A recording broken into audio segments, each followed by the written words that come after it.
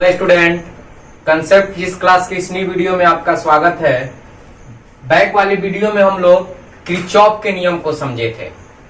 आज हम लोग हीट स्टोन सेतु के बारे में अध्ययन करेंगे, जिसको बोलते हैं हीट स्टोन ब्रिज। इसको आपको ध्यान से समझना होगा। अगर इसको समझिएगा तब आपकी जो नेक्स्ट एक क्वेश्चन आएगी जिसमें हम पढ़ेंगे मीटर सेतु, आपको राइट समझ में आएगा। तो हीट स्टोन जो सेतु है उसको समझना बहुत आपके लिए जरूरी है। और देखिए हीट स्टोन जो सेतु होता है, वैज्ञानिक का नाम है जो इंग्लैंड के थे। कहां के थे, ध्यान समझिएगा। हीट स्टोन एक वैज्ञानिक का नाम है जो इंग्लैंड के थे। उन्होंने 1842 ईस्वी में प्रतिरोध, सेल तथा गैल्वेनोमीटर को लेकर इस प्रकार एक बंद परिपथ का निर्माण किया, जिसकी सहायता से अज्ञात चालक के प्रतिरोध को क्या किया जाता है, ज्ञात किया जाता है। पुनः ध्यान समझिएगा, 1842 ईस्वी में इंग्लैंड के प्रसिद्ध वैज्ञानिक हीट स्टोन ने प्रतिरोध, गैल्वेनोमीटर तथा सेल को लेकर एक बंद परिपथ का क्या किया, निर्माण किया। और उस बंद परिपथ की सहायता से अज्ञात चालक की प्रतिरोध को क्या किया जाता है, ज्ञात किया जाता है। इसमें एक नया आ रही है बातें जिसको हम बोलते हैं गैल्वेनोमीटर। थोड़ा सा इसके बारे में मैं आपको समझा दूं। गैल्वेनोमीटर नेक्स्ट वाले जो यूनिट है उसमें हमें पढ़ना है गैल्वेनोमीटर, शंट। थोड़ा सा बातें समझ लीजिए। गैल्वेनोमीटर देखिए एक बहुत ही नाजुक यंत्र होता है। गैल्वेनोमीटर एक क्या है, बहुत ही नाजुक यंत्र होता है। इसको धारामापी भी कहा जाता है। अगर इसमें अधिक धारा प्रवाहित कीजिएगा तो ये सड़ गल के क्या हो जाती है, खराब हो जाती है।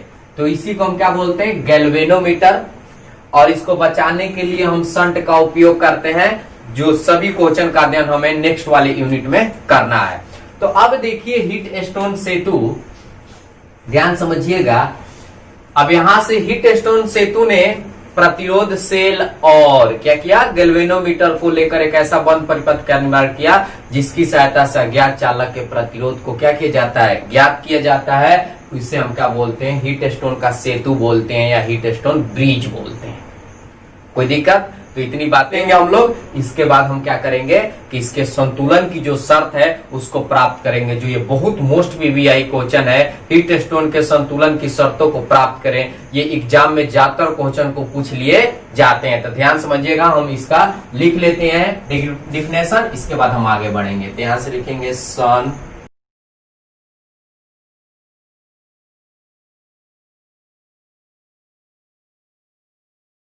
ध्यान समझिएगा, देखिए क्या लिखे हुए हैं। सन 1842 ईस्वी में इंग्लैंड के वैज्ञानिक हीट स्टोन ने प्रतिरोध, गैल्वेनोमीटर और सेल को लेकर एक बंद परिपथ का निर्माण किया, जिसकी सहायता से हम अज्ञात चालक के प्रतिरोध को क्या करते हैं, ज्ञात करते हैं। तो इसे हम हीट स्टोन सेतु कहते हैं। अब ध्यान समझिएगा, इन्होंने अपने इस बंद परिपथ में क्या किया, जो प्रतिरोध लिया था वो 4 प्रतिरोध लिए थे। कितने प्रतिरोध लिए थे, ध्यान समझिएगा, 4 प्रतिरोध लिए थे। और चारों प्रतिरोध को चतुर्भुज के आकार में क्या कर दिए थे, जोड़ दिए थे। कोई दिक्कत? जब चतुर्भुज के आकार में जोड़ दिए थे तो जैसे ही चतुर्भुज बना वहां 2 विकर्ण बनी। ध्यान से इसकी कहानी समझ लीजिएगा। एक विकर्ण के बीच एक सेल लगाए और एक विकर्ण के बीच एक गैल्वेनोमीटर लगाए। कोई दिक्कत? तो देखिए हम कैसे फिगर बना रहे हैं। 4 प्रतिरोध है जो चतुर्भुज की आकार की बनाए। इसको देखिए, ये हीट स्टोन ब्रिज है, 4 प्रतिरोध लगाए।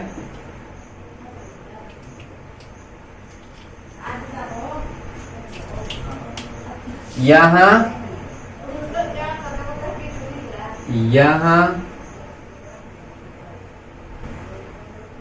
ध्यान समझेंगे, 4 प्रतिरोध लगा दिए, 2 विकर्ण हो गया। देखिए, इस विकर्ण के बीच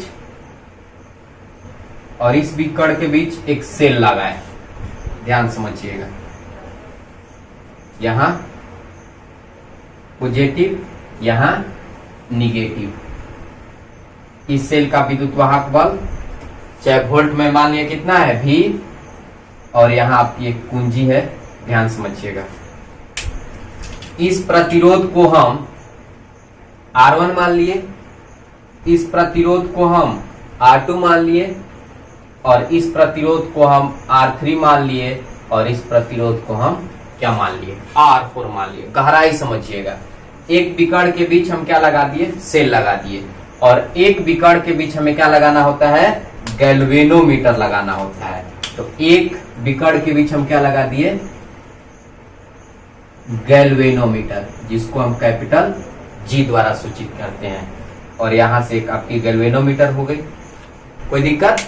अब ध्यान से समझिएगा, जैसे ही एक कुंजी को क्या किया जाता है, बंद किया जाता है, इस सेल से धारा क्या होने लगती है, प्रवाहित होने लगती है।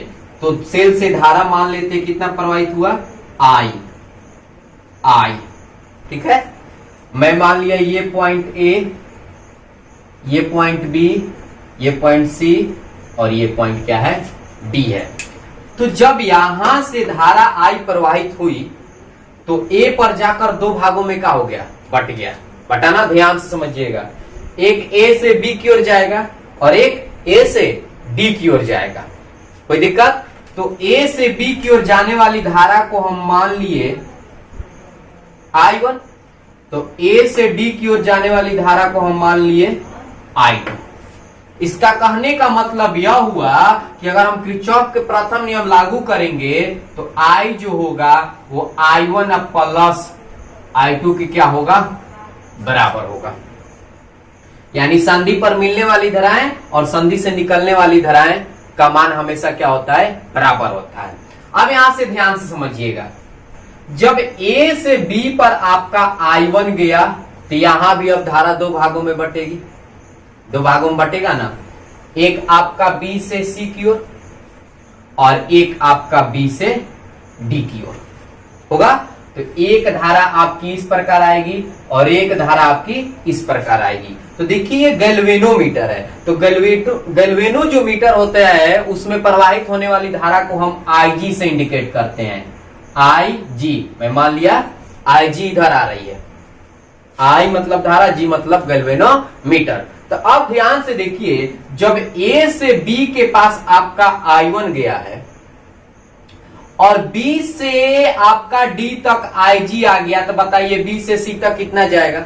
हम इसको आप I4 भी मान सकते हैं, लेकिन ऐसे मानने पर थोड़ी सी प्रॉब्लम हो जाती है। तो हम क्या करेंगे, अब बार बार जैसे यहाँ I1 यहाँ I2 है, तो इसी तरह यहाँ हम I4 I3 न मानकर हम क्या करते हैं, देखिए कि यहां से यहां तक गया आपका I1 और इसमें से IG इधर आ गया, तो इधर कितना जाएगा, तो इधर कहेंगे ना I1 में ले, इस IG को क्या कर देंगे, घटा देंगे, क्योंकि जितना इधर आ रहा है इसमें से माइनस करेंगे तो उतना ही तो B से कहां जाएगा, C की ओर जा रही है बातें दिमाग में। अब यहां से देखिए, D से अब C की ओर जाने वाली धारा कितनी होगी, देखिए तो D पर A से भी धारा आ रही है और B से भी धारा आ रही है, तो दोनों को क्या करेंगे, जोड़ेंगे और जोड़कर कहां जाएगा, C की ओर जाएगा ना। तो देखिए A से D की ओर धारा कौन आ रही है, तो I2, तो यहां लिखेंगे I2, और B से D की ओर धारा कितनी आ रही है, IG, इसको क्या कर देंगे, जोड़ देंगे।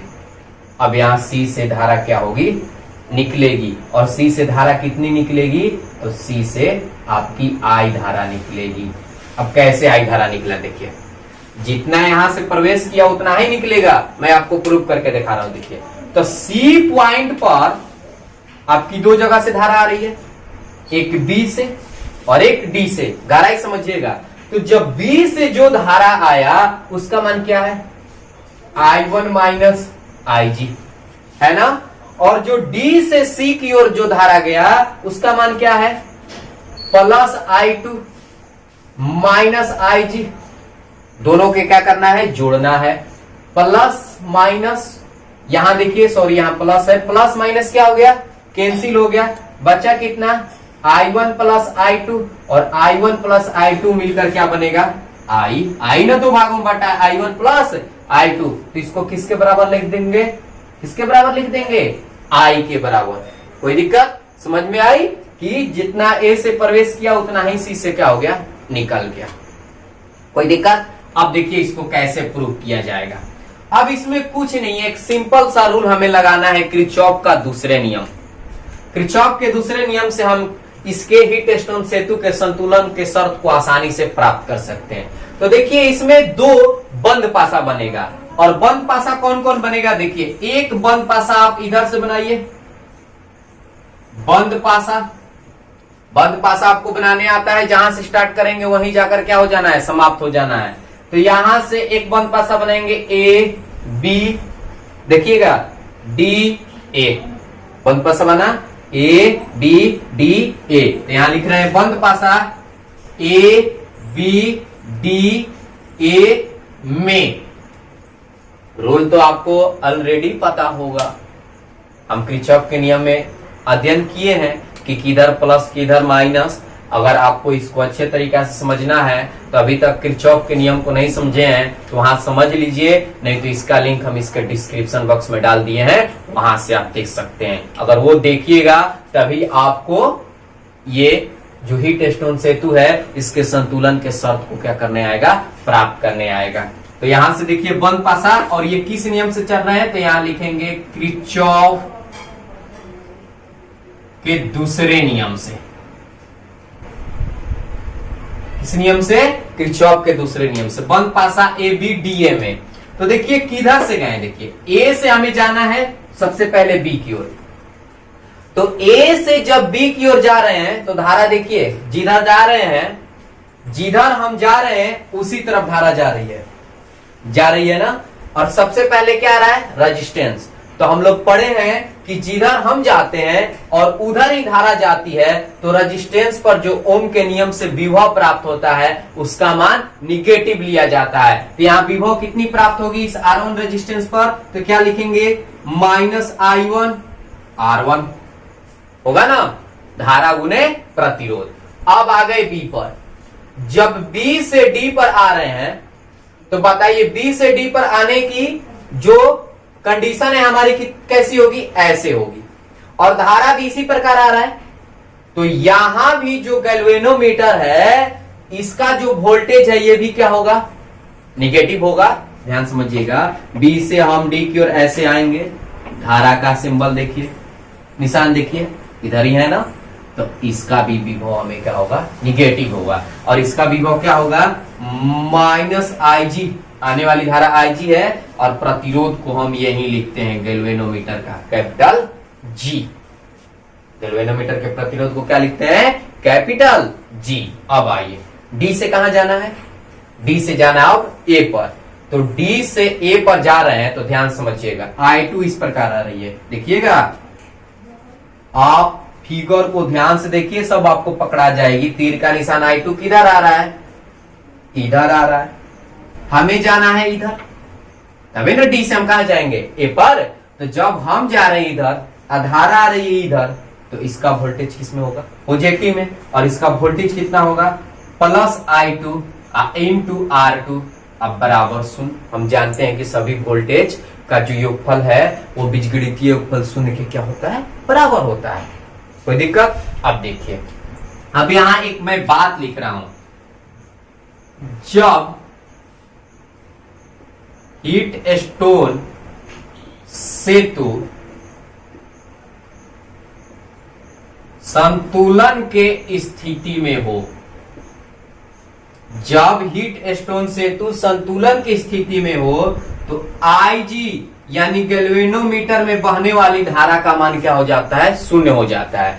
और मैं अभी आपको जल्द ही इस बात की पता चलने वाली है, जल्द ही इस बात की पता चलने वाली है कि हीट स्टोन सेतु संतुलन में कब आता है, और जब आता है तो Ig का मान 0 क्यों लिया जाता है। ठीक है, अभी आपको तुरंत समझ में आएगी। तो यहां बात खाली समझिएगा कि जब हीट स्टोन सेतु संतुलन की स्थिति में हो तो इस गैल्वेनोमीटर में बहने वाली धारा का मान क्या लिया जाता है, 0 लिया जाता है। तो जब हम 0 लेंगे तो ये तो खत्म हो जाएगा। अब इसमें बचा कितना, -I1 R1 +I2 R2 बराबर क्या हो जाएगा, 0। क्या मैं इसको ऐसे लिख सकता हूं, I2 R2 बराबर, ये निगेटिव इधर आया, पॉजिटिव हो गया, I1 R1। कोई दिक्कत। अब देखिए इसके बाद हम इसको ऐसे लिख सकते हैं I2 बाटा I1। देखिए ये मल्टीप्लाई है, इधर क्या कर दिया डिवाइड। अब बराबर क्या हो जाएगा R1 अब बाटा R2। कोई दिक्कत? इसको हम मान लेंगे इक्वेशन नंबर फर्स्ट। ध्यान समझिएगा, I2 बाटा I1 बराबर R1 बाटा R2। एक बंद पासा हो गया। अब हम दूसरा बंद पासा की ओर चलेंगे, और दूसरा बंद पासा अब किधर से भी चलिए, B C D B में। ऐसे चलिए, नहीं तो ऐसे चलिए, B D C B में किसी तरह बंद पासा बनाइए। तब यहां लिखेंगे, दूसरा बंद पासा में चलेंगे। तो इतनी बातें आप स्क्रीनशॉट कर लीजिए, इसके बाद हम दूसरा बंद पासा बनाते हैं। अब देखिए यहां से, यहां लिखेंगे बंद पासा B C D B में। बंद पासा किसमें? B C D B में। अब यहां से जाइए, B से कहां आना है, C। देखिए दिमाग लगाइए, धारा भी इधर आ रही है, हमें भी इधर ही आना है। तो इसका विभव किस में लेंगे, निगेटिव में। और इसका विभव कितना होगा, धारा गुने प्रतिरोध। तो धारा इसका है I1 माइनस IG, कुछ नहीं है, बहुत सिंपल है। और इसके प्रतिरोध से क्या कर देंगे, गुना कर देंगे, R3 हो जाएगा। जब C से D पर आ रहे हैं तो धारा के विपरीत आ रहे हैं ना। देखिए धारा इस प्रकार जा रही है, हम आ रहे हैं इस प्रकार आ रहे हैं ना। तो यहां विभव किसमें होगा, पॉजिटिव होगा। धारा के विपरीत पॉजिटिव, धारा की दिशा में जाए तो निगेटिव। तो इसका धारा कितना होगा, तो इसका धारा हो जाएगा I2 प्लस IG, और इसके रेजिस्टेंस से गुना कर देंगे इंटू R4। अब हमें जाना है D से B पर, धारा के विपरीत आ रहा है ना, धारा इस प्रकार आ रहा है, हम इस प्रकार जा रहे हैं। तो इसका जो आपका धारा है वो IG हो जाएगा, अब प्रतिरोध जो है कैपिटल G हो जाएगा, और सबका वैल्यू किसके बराबर हो जाएगी, शून्य के बराबर हो जाएगी ना। अब यहां से हल करेंगे तो माइनस I1 इंटू R3 होगा, और ये माइनस माइनस प्लस हो जाएगी IG इंटू R3 होगा ना। अब देखिए इससे गुना करेंगे तो I2 इंटू R4 अब प्लस IG इंटू R4 होगा। अब प्लस ये हो जाएगा IG इंटू कैपिटल G बराबर क्या हो जाएगा, शून्य। कोई दिक्कत? अब यहां से ध्यान से समझिएगा, जिस प्रकार हम इस बंद पासा में गए थे, लिखे थे क्या कि हीट स्टोन सेतु जब संतुलन के शर्त में हो तो IG का मान शून्य होता है। ठीक इसी प्रकार इसमें भी लिखेंगे, हीट स्टोन सेतु संतुलन की स्थिति में हो तो वहां IG का जो मान है हमें कितना लेना होता है, शून्य लेना होता है। जब IG का मान शून्य लेंगे तो जिसमें IG लगा है उसकी वैल्यू यहां से समाप्त हो जाएगी। तो बचेगा कितना, देखिए बचा आपका माइनस I1 इंटू R3, ये आपका शून्य हो जाएगा, ये आपका शून्य हो जाएगा, ये आपका शून्य हो जाएगा, सब में IG लगा है। तो बचा कितना, I2 इंटू R4 बराबर क्या हो जाएगा, शून्य हो जाएगा। क्या हम इसको ऐसे लिख सकते हैं, माइनस I1 इंटू R3, इसको इधर लेकर जाएंगे तो माइनस I2 इंटू R4 होगा ना। अब यहां से इस माइनस और इस माइनस को क्या कर देंगे, कैंसिल कर देंगे। अब क्या करेंगे कि I1 को इधर लाते हैं और R4 को इधर लाते हैं। आप सोचिएगा कि I2 को इधर क्यों नहीं ला रहे हैं, इसलिए कि हम इक्वेशन एक के साथ इसको क्या कर देंगे, लेफ्ट हैंड साइड को बराबर कर देंगे। तो समीकरण एक में क्या है, I2 बाटा I1, तो हम इसको I2 बाटा I1 ही बनाते हैं। तो जब I2 बाटा I1 बनाएंगे तो इसका कहने का मतलब इसको इधर लेके जाना पड़ेगा। तो यहां से लिखेंगे R3 अब बाटा में क्या हो जाएगा, R4 अब बराबर I2 अब बाटा में I1। अब यहां से देखिए समीकरण एक में I2 बटा I1 लेफ्ट में है और इसमें राइट में है। तो ध्यान समझिएगा, घबराइएगा मत, नहीं तो हम यहां आपको एक एग्जांपल समझा रहे हैं। जब आपका 4 बराबर 5 हो तो क्या इसको हम ऐसे नहीं लिख सकते, 5 बराबर 4 हो। यानी जब मान लेते हैं दो व्यक्ति है, एक राम और श्याम, राम का वजन 10 केजी है और श्याम का वजन भी 10 केजी है, तो हम कह रहे हैं कि राम बराबर श्याम। हम क्या कर रहे हैं, राम बराबर श्याम, तो क्या मैं उसको ऐसे नहीं कर सकता, श्याम बराबर राम, कोई दिक्कत। तो उसी तरह R3 बाटा R4 बराबर I2 बाटा I1, तो I2 बाटा I1 बराबर भी क्या होगा, R3 बाटा R4, यानी इसको हम ऐसे भी लिख सकते हैं I2 बाटा I1 बराबर R3 बाटा R4, और इसको हम लिखते हैं इक्वेशन नंबर 2। कोई दिक्कत। अब यहां से ध्यान समझिएगा, अब यहां क्या कर रहे हैं हम,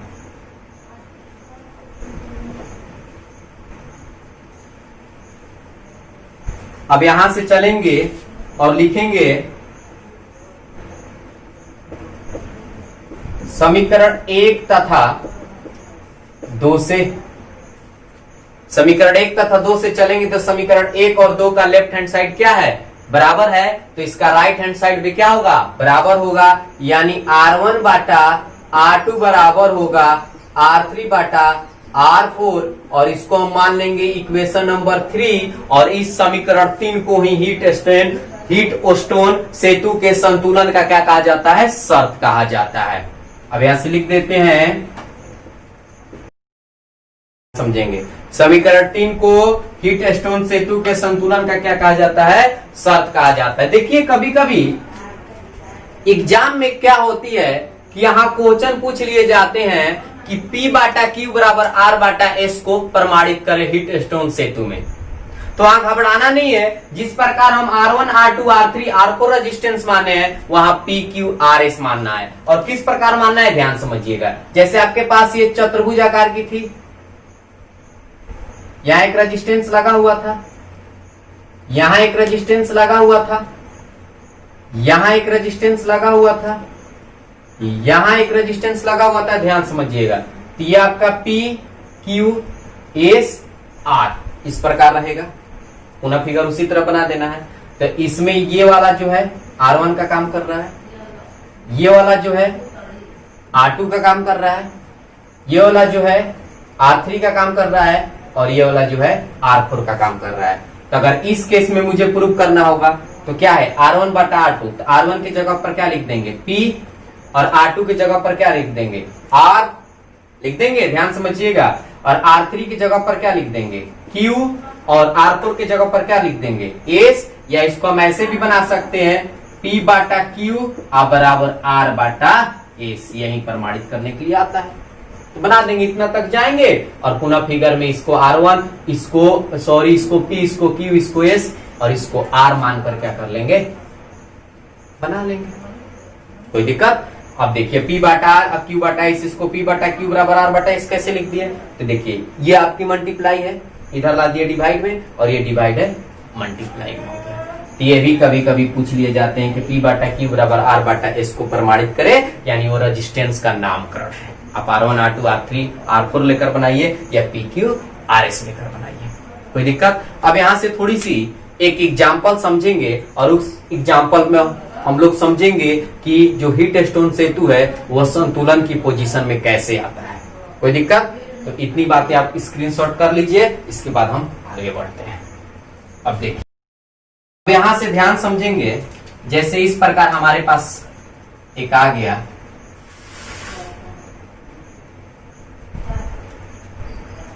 और यहां आपकी रेजिस्टेंस लगी हुई है। गहराई से बातों को समझिएगा, और यहां एक रेजिस्टेंस लगी हुई है, कोई दिक्कत। ये मैं मान लिया कि 2 ओम है, ये 4 ओम है, ये 3 ओम है, ये 6 ओम है, और ये 5 ओम है, और ये आपका A मान लिए, और ये आपकी C है, और ये D है। और यहां क्वेश्चन करेगा कि A और C के बीच तुल्य प्रतिरोध ज्ञात करें इस डायग्राम में। तो हम इसको कैसे बनाएंगे, अब देखिए, ये जो आपकी रेजिस्टेंस है यह ना तो श्रेणी में है अभी, और ना ही समानांतर में है।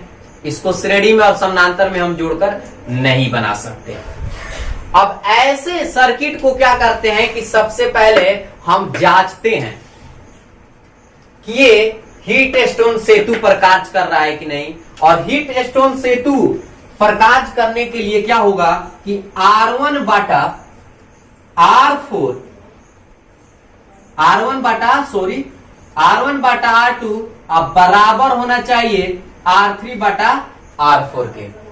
अगर ये बराबर होगा, जब ये बराबर होगा तो जहां ये गैल्वेनोमीटर लगी थी उसमें बहने वाली जो धारा है IG, उसका मान शून्य के बराबर लिया जाता है। क्योंकि जब ये बराबर हो जाएगा तो इस बिकड़ में जो बहने वाली धारा है वह शून्य हो जाती है, और शून्य होने के चलते इसका कोई वर्क अब बच नहीं जाता है, यानी इसको छोड़ दिया जाता है। तो ऐसे सर्किट आएगा तो इसका तुल्य प्रतिरोध निकालने के लिए इसको क्या कर देंगे, छोड़ देंगे। कब?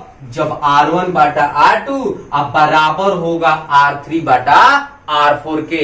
उस केस में ही हीट स्टोन सेतु जो होती है संतुलन के शर्त में होती है, यानी बिकड़ में जो धारा बहती है यहां से, उससे हमें कोई मतलब नहीं रहता, उसके रेजिस्टेंस को भी हम लोग तुल्य प्रतिरोध निकालते समय ऐड नहीं करेंगे। तो अब यहां से ध्यान से देखेंगे कि ये है कि नहीं। तो ये हो गया 2 और R2 के जगह पर 4 अब बराबर है 3 बाटा 6, कटाइएगा 1/2, यानी ये दोनों बराबर है। इसलिए इस जो गैल्वेनोमीटर है, यानी जो इस बिकड़ में करंट बहती है, उसका मान हम क्या लेंगे, शून्य। और शून्य लेंगे तो इसको साफा के लिए क्या कर देंगे, हटा देंगे। तो अब आपकी डायग्राम इस प्रकार बन जाएगी।